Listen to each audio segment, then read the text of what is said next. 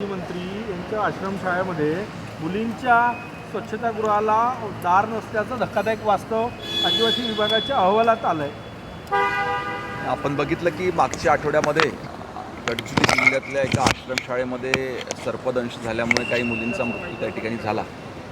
अशा पद्धतीचे प्रकार इतर आश्रमशाळेत घडू नये याच्याकरिता दक्षता घेण्याच्या सूचना त्या ठिकाणी सरकारच्या वतीनं घेण्यात आलेल्या आहे. अनेक ठिकाणी तपासणी या अनुषंगानं सुरू आहे. यवतमाळ जिल्ह्यात देखील काही आश्रमशाळेची परिस्थिती नसल्याचं त्या ठिकाणी समोर आलेलं आहे. ही जबाबदारी पुन्हा एका व्यक्तीची नसून एकंदरीतच ज्या संस्थांनी आश्रमशाळा सुरू केल्या आहेत किंवा प्रशासनातले अधिकारी जे जबाबदार आहेत या ठिकाणचं प्रशासन, ह्या ठिकाणच्या सोयीसुविधा व्यवस्थित राहिल्या पाहिजे. ह्या सर्वांची एकत्रित मिळून जबाबदारी आहे आणि चांगल्या पद्धतीच्या सोयीसुविधा तिथे शिकणाऱ्या विद्यार्थ्यांना देण्यात याव्या. मुंबई हायकोर्टाचा लिपिक टायपिंग परीक्षेत भोंगळ कारभार असल्याचं आरोप होतो आहे. जितके पण म्हटले की हे झालं, पेपर लीक झालं. नाही, अनेक ठिकाणी अनेक तक्रारी त्या ठिकाणी समोर येत असतात. कोणी आरोप देखील करत असतात.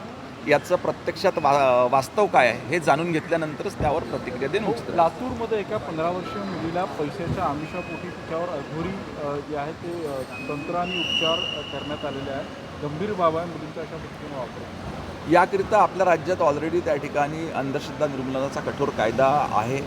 जर का असा प्रकार त्या ठिकाणी घडला असेल आणि तक्रार प्राप्त झाल्याबरोबर निश्चितपणे कठोर कारवाई. काँग्रेसच्या कार्यक्रमात वंदे मातरमचा अपमान झाल्यामुळे गुन्हा दाखल व्हावा अशी मागणी पुढे येते.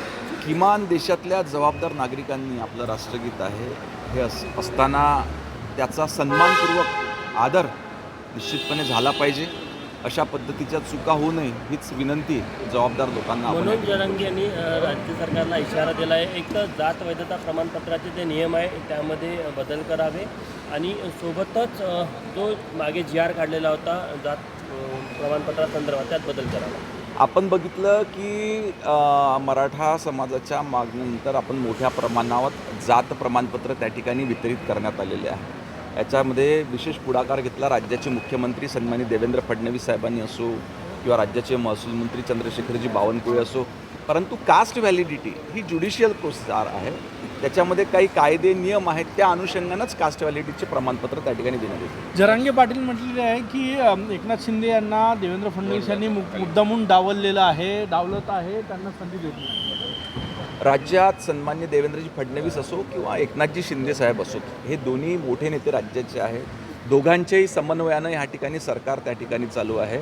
अशा पद्धतीचा आरोप करणं चुकीचं आहे. मुंबईमधल्या रस्त्यांवर पडलेल्या खड्ड्यांना घेऊन उभाटा आक्रमक झालेली आज मुंबई महानगरपालिकेवर मोर्चा काढण्यात. मुंबईमध्ये आपण बघतो की फार मोठ्या प्रमाणावर त्या ठिकाणी मुंबई शहरासोबतच बाहेरचे देखील वाहनं येत असतात. साहजिकच सतत पाऊस जर का झाला तर त्या ठिकाणी असलेल्या रस्त्यांची नासधूस देखील होत असते.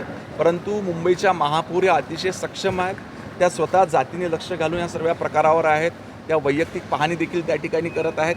ज्या ठिकाणच्या तक्रारी येत आहेत त्या ठिकाणी खड्डे बुजवण्याचं काम सुरू आहे. स्कूल बस संदर्भात महत्त्वाचा निर्णय परिवहन विभागाने घेतलेला आहे. खरं तर ज्या वाहनांमध्ये काही त्रुटी असेल किंवा त्यांनी परवानगी जर पाळत नसेल तर त्यांच्यावर थेट जप्तीची कारवाई केली जाणार आहे. नाही, मधातल्या काळात आपण बघितलं की स्कूल बसच्या माध्यमातून ज्या विद्यार्थ्यांची शाळेपासून घरापर्यंत ट्रान्सपोर्टेशन करण्यात येते त्याच्यामध्ये काही प्रकार घडलेले होते.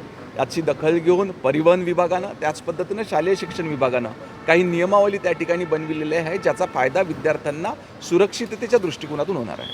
थँक्यू. एक मिनिट.